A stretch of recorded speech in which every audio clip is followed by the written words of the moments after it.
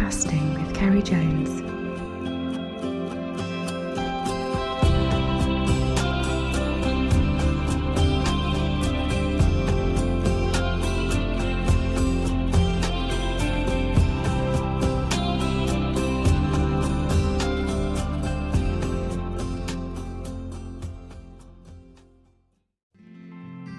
Hi everyone, and welcome to this week's podcast.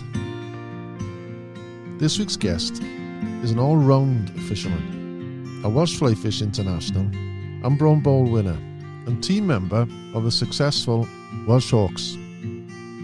As well as talking about his fly fishing, he tells about his passion and success for catching large Zander from Rutland Water, plus his kayak fishing on the Welsh coast for Tope. This guy really got balls. Before we start, the quality of the phone line wasn't that great in this conversation, so I hope it doesn't deter too much from the enjoyment. So sit back and enjoy. Welcome to my chat with David Hoppe. Well, hi David, it's good to chat. Hello, Ceri. Thanks for inviting me on. Have you been out anywhere this week? This week, I'll be honest, no. My wife was getting a bit frustrated because I kind of left home for the last month. After lockdown restrictions were eased, so yeah, I was spending a bit too much time, I think, out on the reservoirs.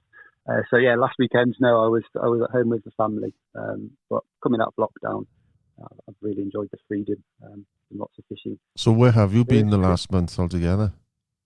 So the first trip was to Draycott Reservoir in the Midlands, and that was great. That's just what I needed. It was almost like a fisher chuck.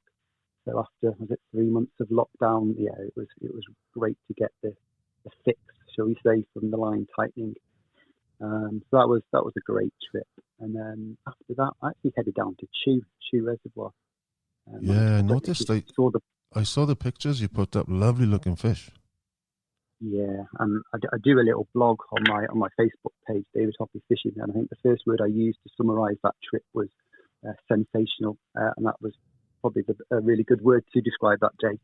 The fishing was just sensational. Really big fish. Probably average was 3.5, maybe even pushing 4 pounds.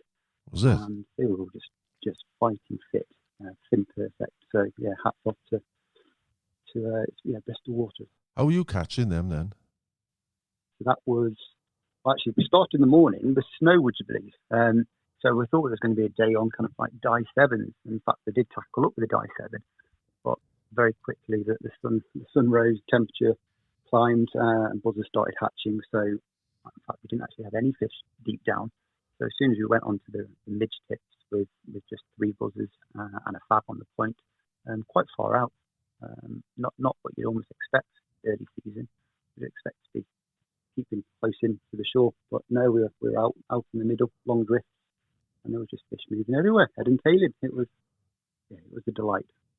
I often remember having quite a few days early season on Chew. I haven't done for some time now, but we never used to bother with the boats to begin the season because a lot of the fish, as you said, were all close in, so the bank fishing was superb. But do you ever fish the bank down there? Do you know what? I've not. No, I've spent a lot of time on the boats there, but never actually off the bank. Think about it. Yeah. No real reason. Yeah. I think it's about a 2-hour trip for me to get there. So I think when I do that trip, it kind of warrants going on the boat. Just gives you a bit more freedom to explore the lake. So how often would you normally like to get out?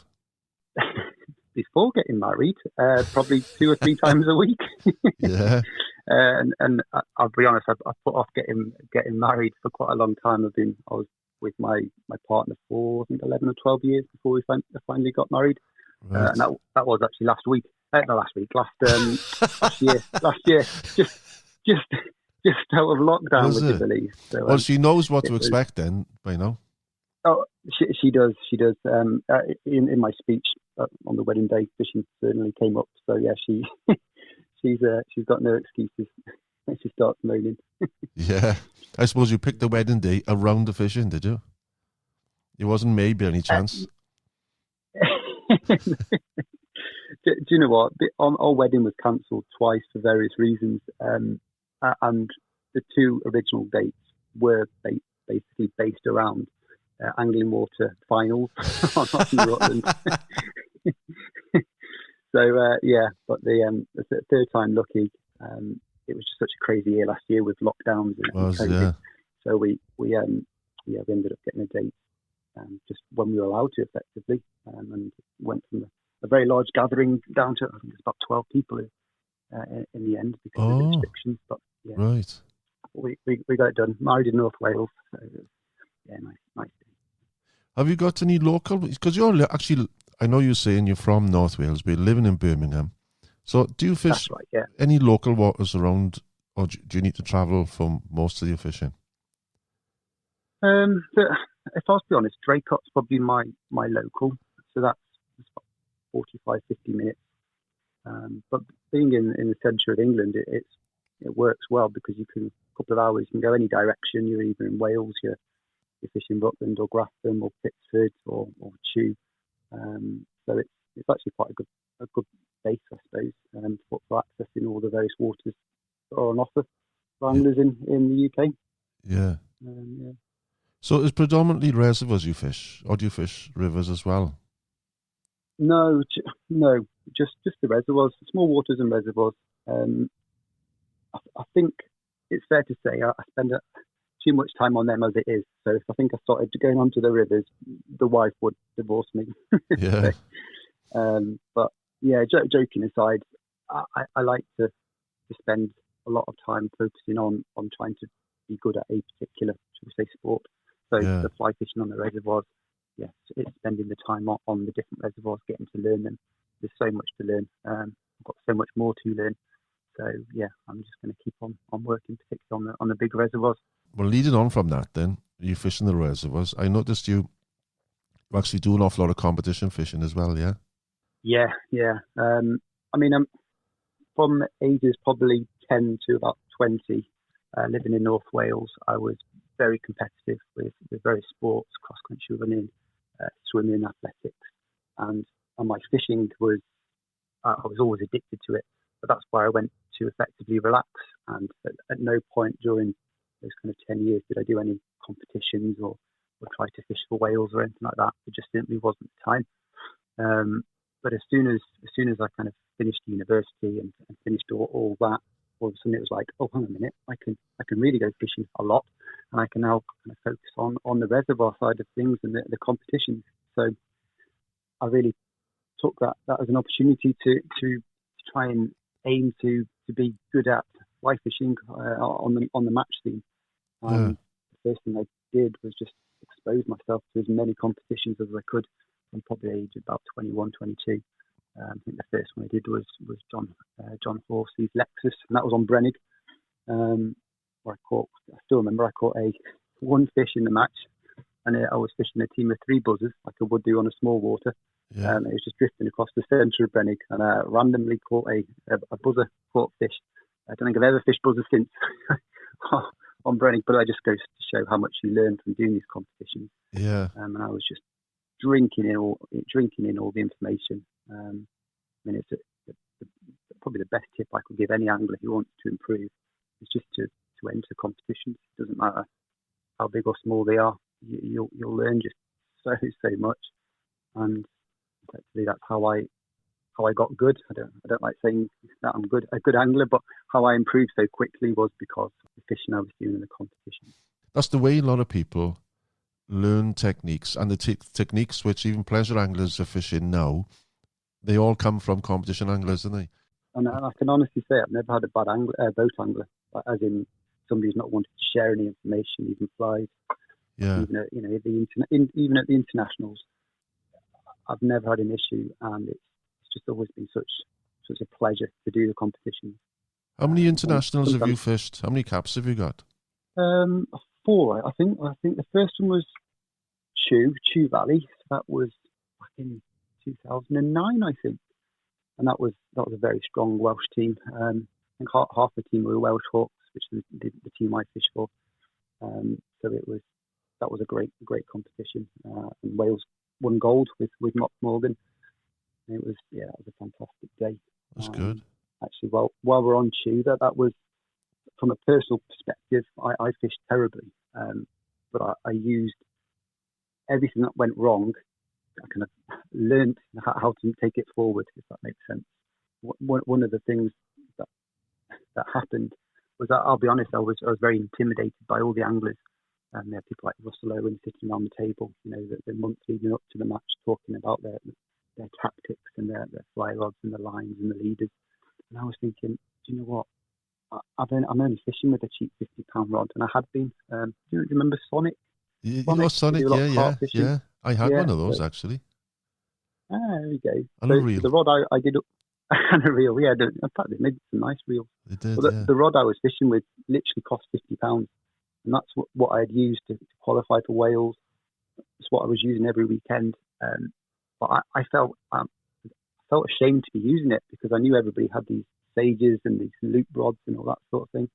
So the month before the competition, I was like, do you know what? I'm just going to have to buy some new tackle. I can't be seen tackling up with a £50 rod.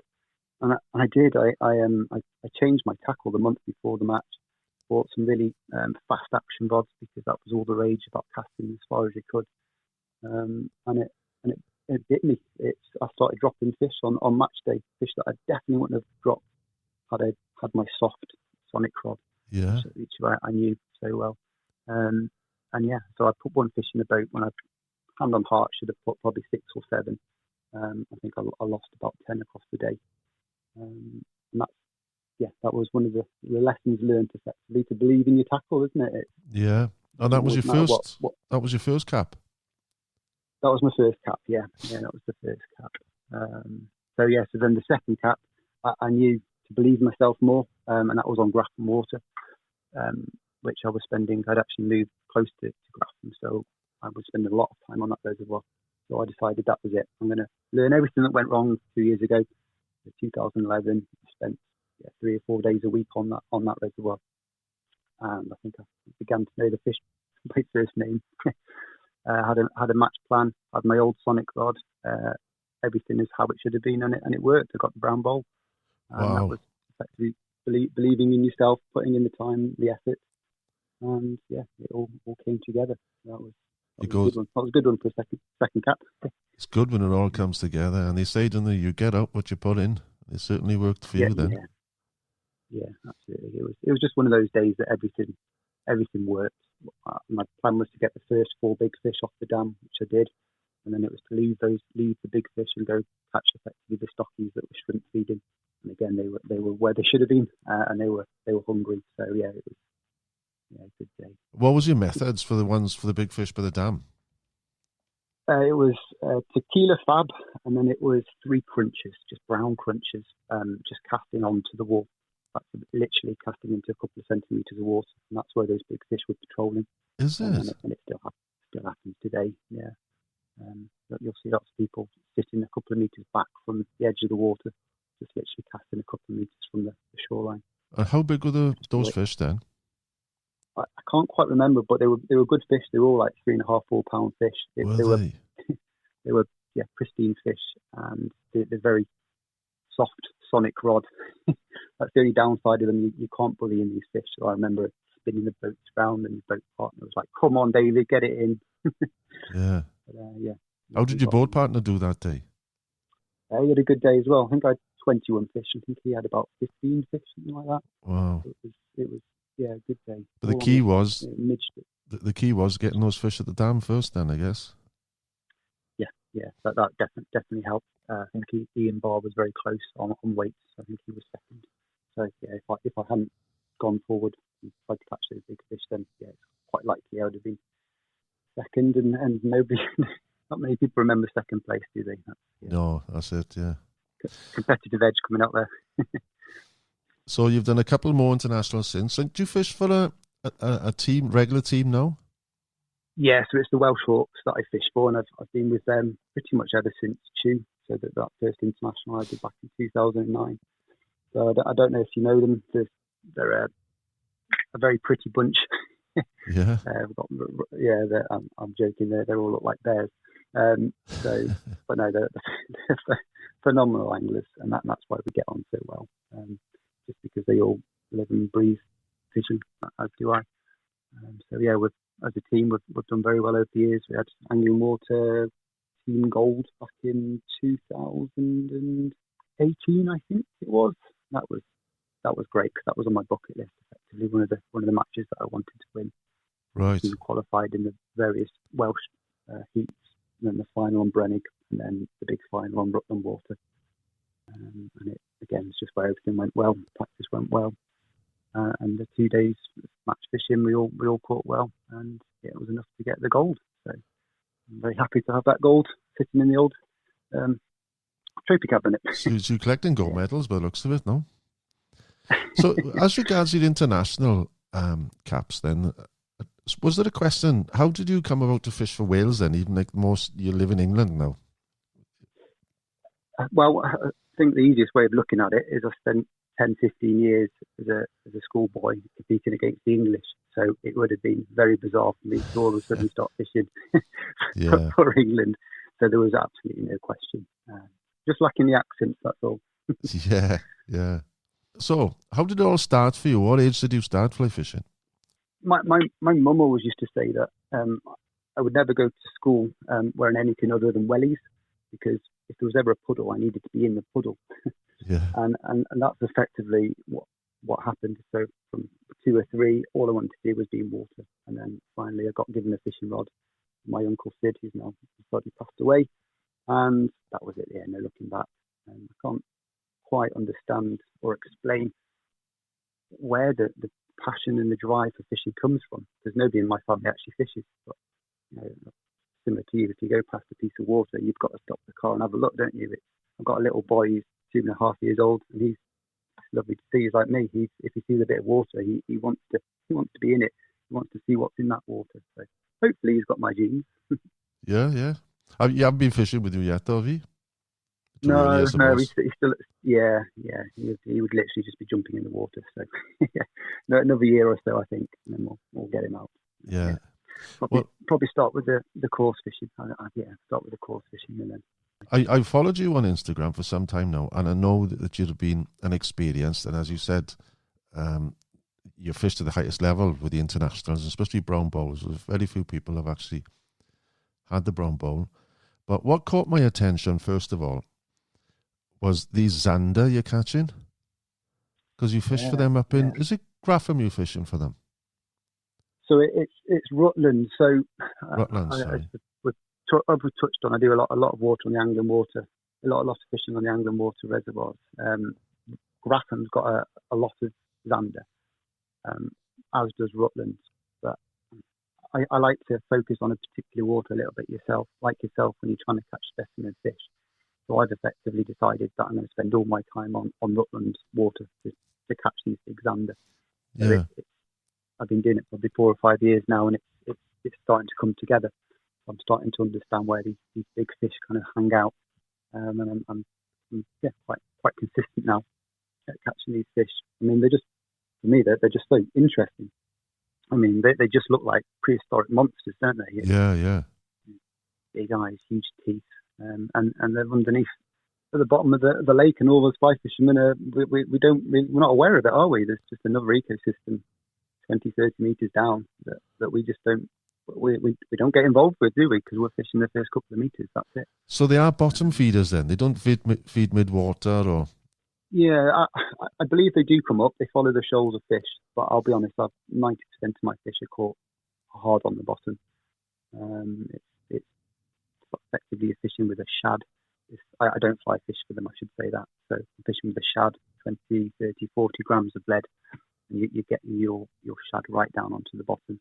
Yeah. And you're hitting the bottom, reeling once, and then you're effectively jigging, almost like mackerel fishing, I guess. Are you fishing from an anchored boat, or is it a drifting boat? So this is drifting, and it's so interesting. You're fishing with braid, so there's basically no stretch. Really thin braid. So I'm fishing with, I think it's 0.008 millimeter braid, so really, really thin. And you can feel absolutely everything. So you'll be bouncing your shad along the bottom. You'll feel the mud, and you might feel a little bit of weed, and then that's effectively a structure that the fish plan to hang out around, and then you're almost guaranteed that you'll hit into a fish, and it's like that, and you're into them. So I find it fascinating. So you're fishing behind the boat. behind the boat, which isn't great because I do the Zander fishing in the middle of the winter when it's 4 or 5 degrees and it's usually windy. At the So brunt you've got of it all then. that weather. Yeah, so it's cold, I think. But yeah, it's very cold. So neoprene gloves, that sort of thing. Are they a shoaling fish? Do you hit pockets of them? That's a good question. Yes, definitely come into pockets of them. But I think the reason that you find the pockets is because they're congregating around a structure or there's a shoal of perch or that sort of thing. So I think they're just taking advantage of the food. So yeah, I'll often come across a shoal of them. But the bigger fish tend to be just one-offs.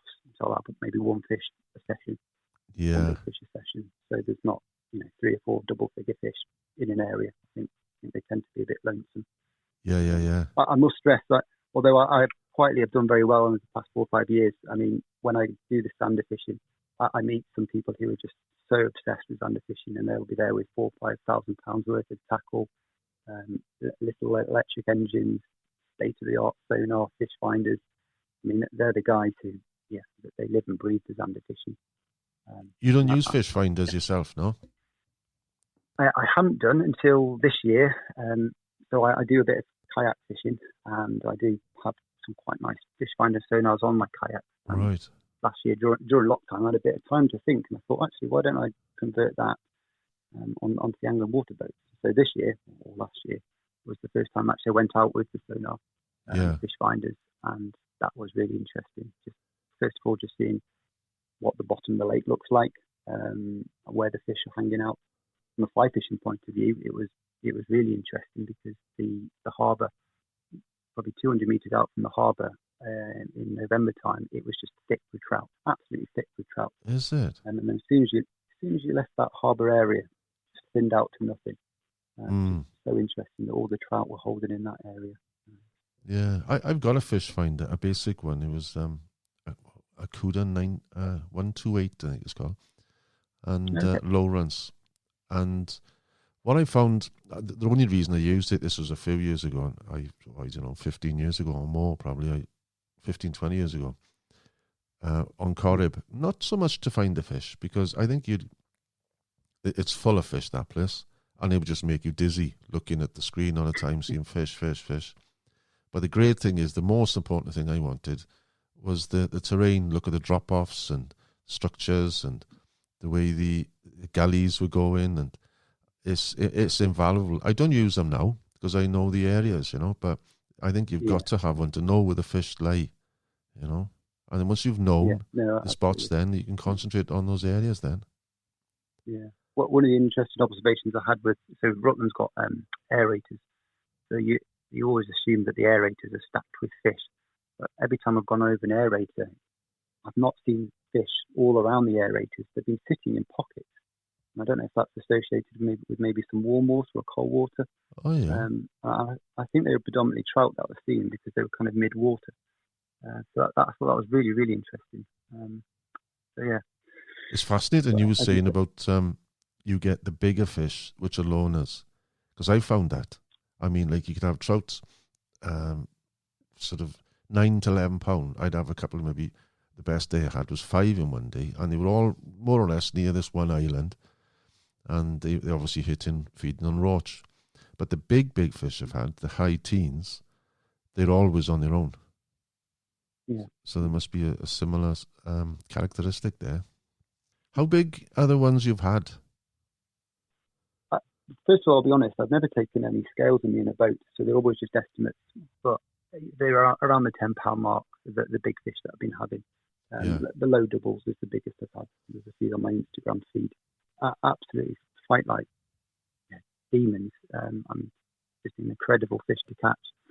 And taking the time reeling them up because they're coming from quite deep water. I think if you reel them up too fast, the swim bladder expands, etc. So it's one of the things I say about the Zander fishing. I just enjoy taking my time. You have a fish, you take your time playing it, it slowly comes up to the surface. You get a nice quick photo of them, back down to the deep they go. Yeah. What sort of size do they get to? I think on Grafton, for whatever reason, they seem to go bigger at Grafton. So I think it was about £17, I think, was the biggest, which was close to a British record. Yeah. You might correct me here, but it's that sort of weight, big fish. And then Rutland, it's low doubles, I think, is the biggest that I've heard of. I was going to say the one thing I would say is the Zander fishermen and the predator fishermen, they're all very secretive. So it wouldn't surprise me if somebody's had a 20 out of the reservoirs and they've just kept it themselves. Keep everything hush hush, particularly the pike. A lot of big pike come out of these reservoirs, and you don't see them on the social media. No. Do you actually catch other species like pike or trout doing that method?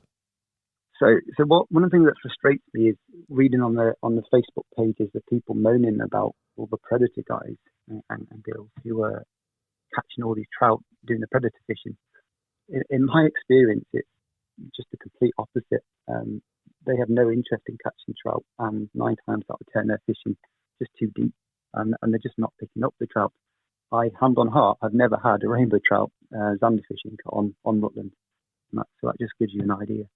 Yeah. Maybe it's a little bit different on Grafton because the water is a bit shallower, so I think they do encounter the trout a lot more. But definitely Rutland, I think there's a lot of bad press, the predator anglers. Would you get big perch doing that? So an interesting thing, when I started doing this 5 years ago, maybe I'd have one perch a session, that sort of thing. And then as the years have progressed, the number of Zander have reduced, but the number of perch I've been catching has dramatically increased. Right. And then this year, even though I only got out 2 or 3 times, I was catching the biggest perch I've ever caught before. So I think things are changing 30 metres down in Rutland. So I think the ecosystem's tweaking slightly, and I don't really know why. I love perch. I got to say, you love perch, yeah, beautiful looking fish, and they again, I suppose, like Zander, they're like prehistoric looking, and they're fierce, and they got the colours. The Zander haven't got the colours quite like I don't think have they like the perch. No, I think it's because they're a lot deeper and there's less sunlight down there. So quite pale coloured. I'd imagine that's the reason. Yeah. But no, if the listeners haven't tried it before, I mean, I'm not trying to tell people not to go fly fishing, but just once a year, you just need light coarse fishing tackle, fixed spool, reel, short rod, pop to local tackle shop, get a few shads, and just give it a go. It's just something a little bit different in the middle of winter, when some fly fishermen hang up their rods, but there is actually more sport out there to be had. Strap up warm. I definitely like the sounds of it, because I'm not. A lot of people here in the winter they'll go for the grayling, but to be honest, it's not me. I'm not a lover of. I'll do it the odd day, but it hasn't gripped me like a lot of people. But I like the idea of drifting on a boat in the search of something big. Have you had pike doing it? Do you know what? No, not really. I've had a couple of pike, but I think it's because I'm fishing just a bit too deep. About 20 metres I tend to be fishing, and as I understand it, the pike kind of like to ambush in the shallower water around structures and that sort of thing. Yeah. So I think again I'm just a little bit too deep for the pike.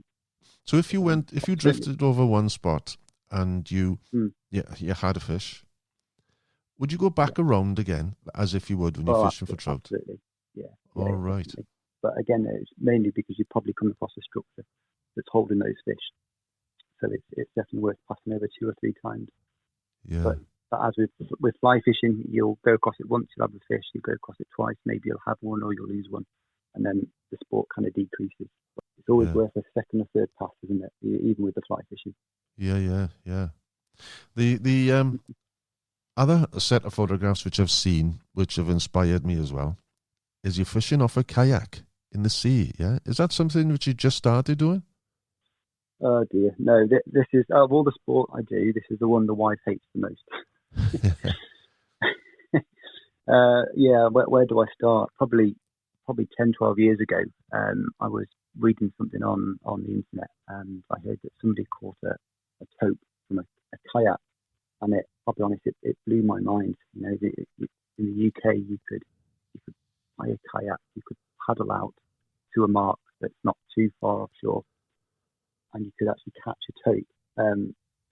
It really excited me, and that was me addicted to working out what to do.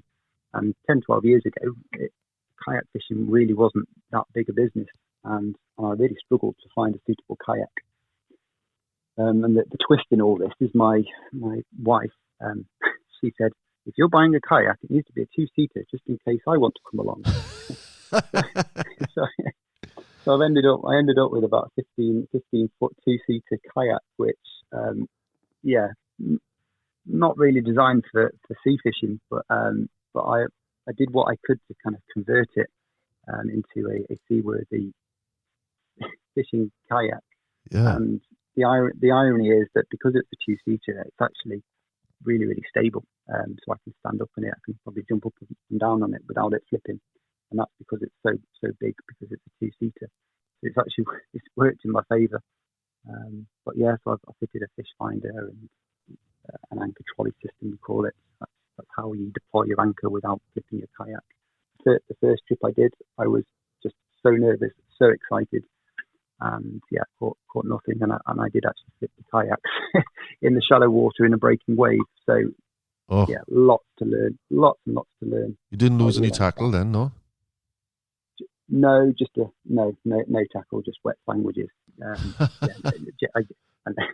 hopefully joke from that point onwards. I always put my sandwiches in a container now, so to avoid soggy sandwiches. But yeah, that first trip, it was a bit of a disaster, but I loved every minute of it. Second trip, it was too windy, it was too dangerous to get out, so I had to drive all the way back. Third trip, caught just some dogfish, but again, I loved it. And so where would this be then? Sorry, is it on the West Wales coast, Wales coast? Yeah, West Wales coast. Yeah, right. I don't mind telling you where because it's on my social media. So it's Cowan. Cowan's the area that I fished for the Tope. Yeah, a lovely reef that struts out a couple of miles, and it's fairly safe attempt to catch these Tope. And that's the summer then, no doubt.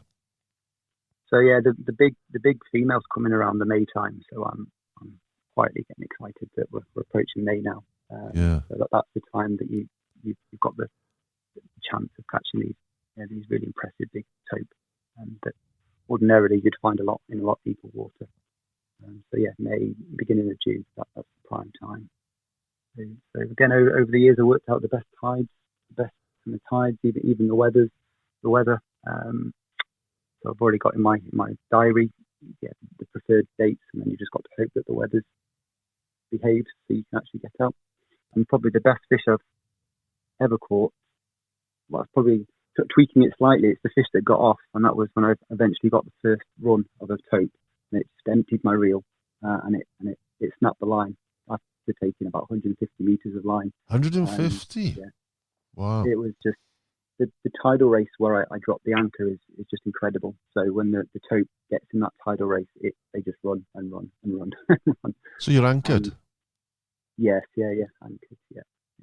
And what sort of depth are you fishing then? So it's interesting. It's really shallow, about 9 meters. Do you actually look around? Have you got marks you think, right, and I try here now? Or do you go around with a fish finder looking for them?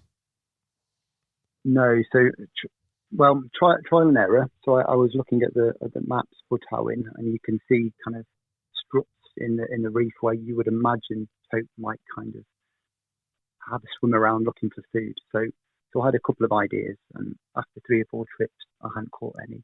And I'll be honest, I actually spoke to a fisherman who suggested I tried a particular mark on the GPS. So I decided, right, we know Tope have been caught there before. I'm just going to literally fish here until I eventually catch one. I think it was about my sixth trip. I eventually caught one. Was that the photograph you sent me?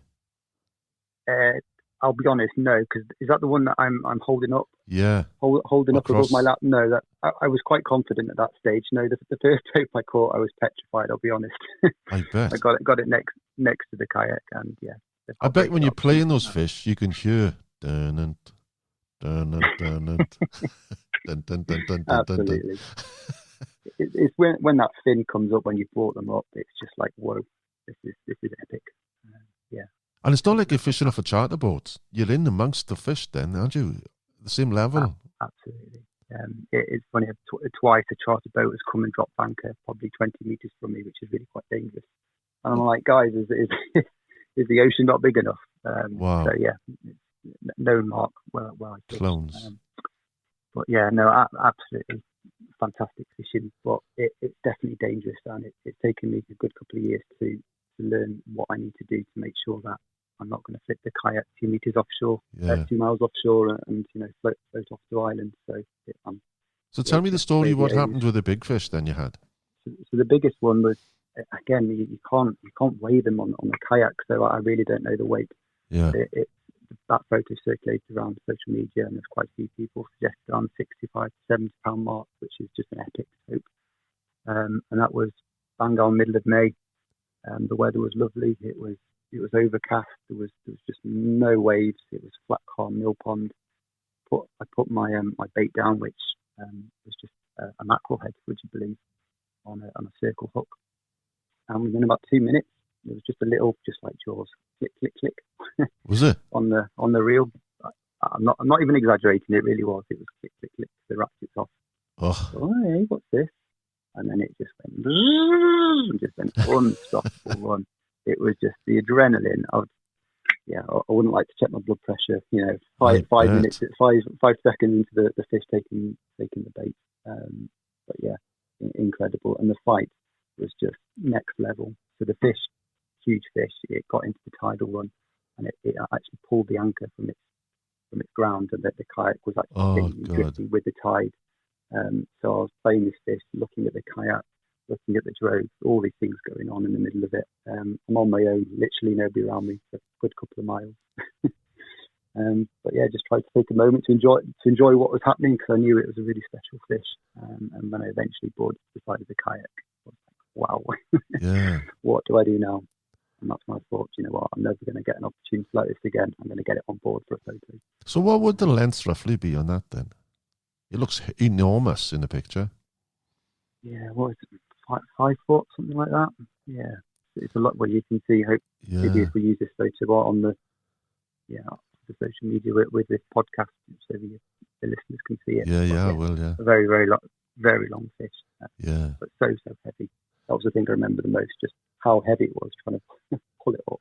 The saying, I think you're going to need a bigger boat, certainly comes to mind then when you're in that kayak. Absolutely.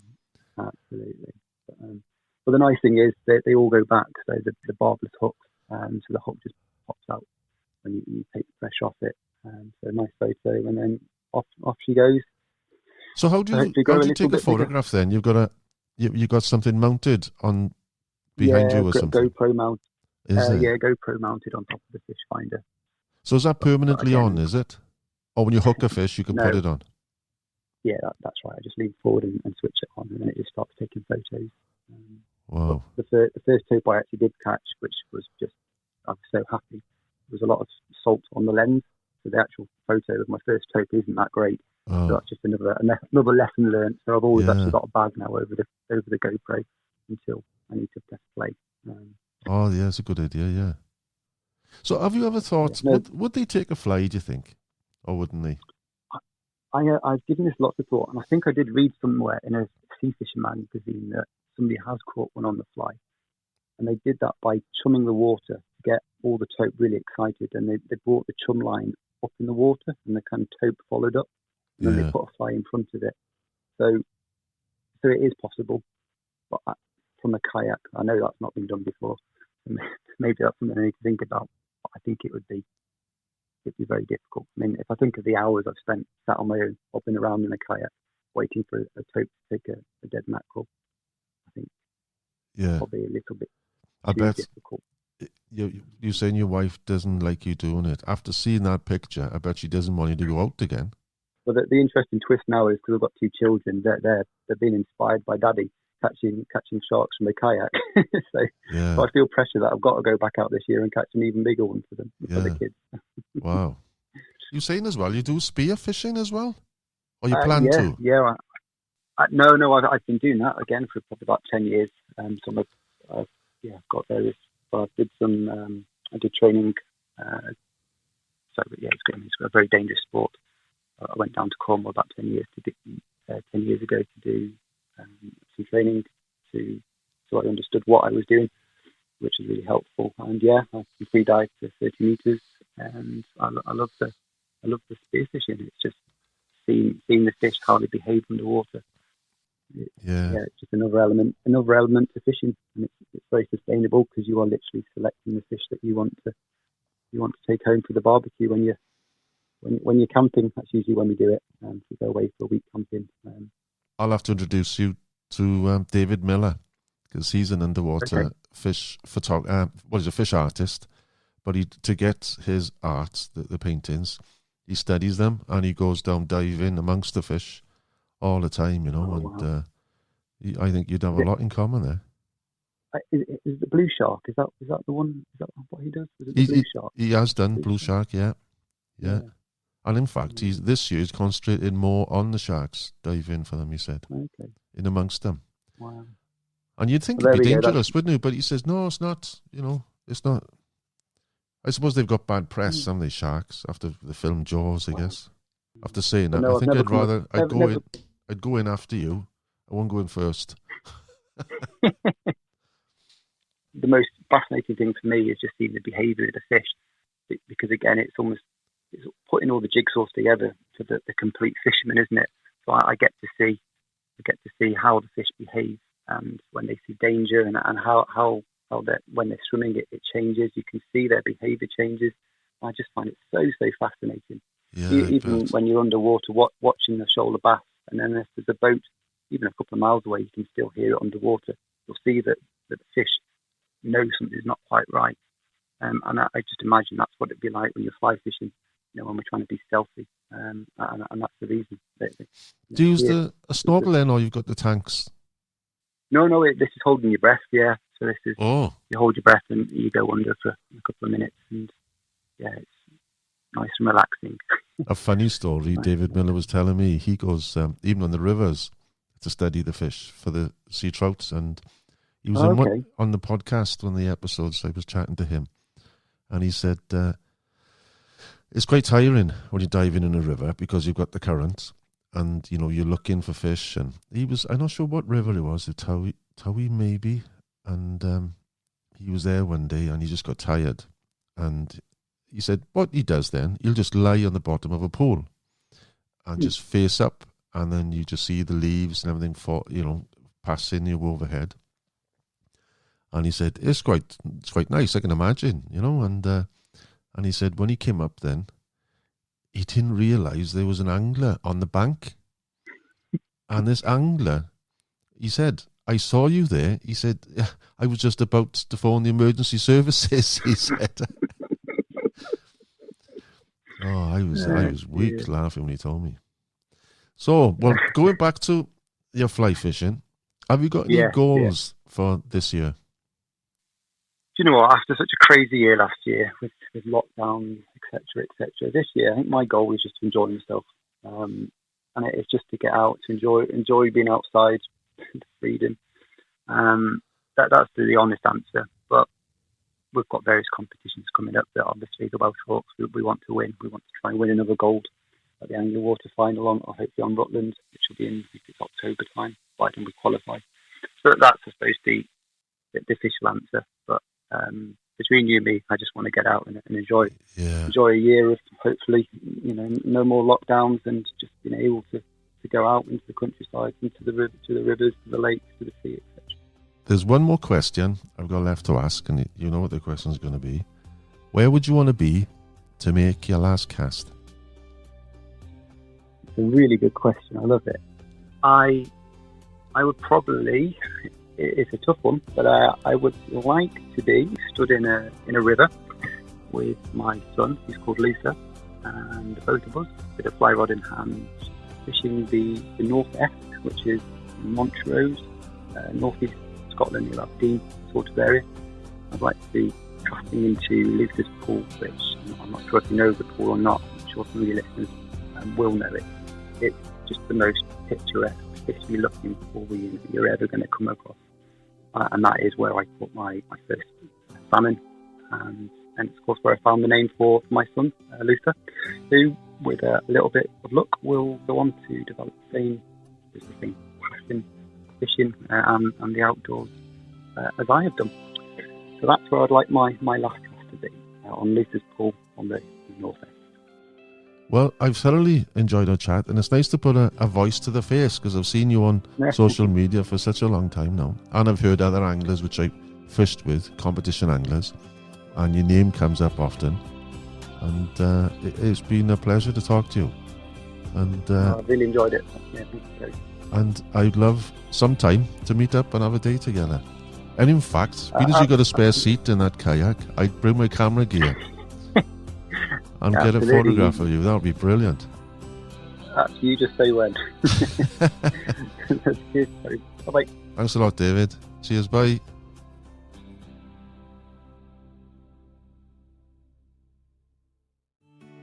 Feel free to visit my online shop on my website, where you will find a selection of my most popular Irish sign prints, plus a choice of gilly kettles and cooking accessories. Or if you would like to experience one of my guiding and instruction packages, feel free to message me. Or again, take a look at my tuition and guiding page at castingwithkerryjones.com.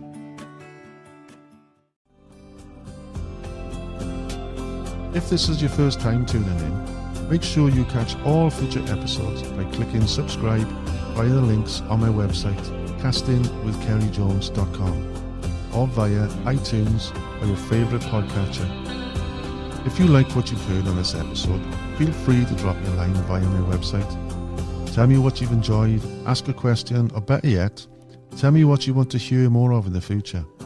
And if you're looking for additional tips, tackle reviews or venue information, or just want to see what's been hitting the back of my net lately, search up Casting with Kerry Jones on Facebook or follow me on Instagram. And if you still want more, I'm regularly uploading video content onto the Casting with Kerry Jones YouTube channel, so just check that out and subscribe over there too. Wherever you follow, subscribe, comment or message, I look forward to catching up soon for a good fishing chat. Well, I think that's all for now. So until next time, tight lines and don't strike too soon.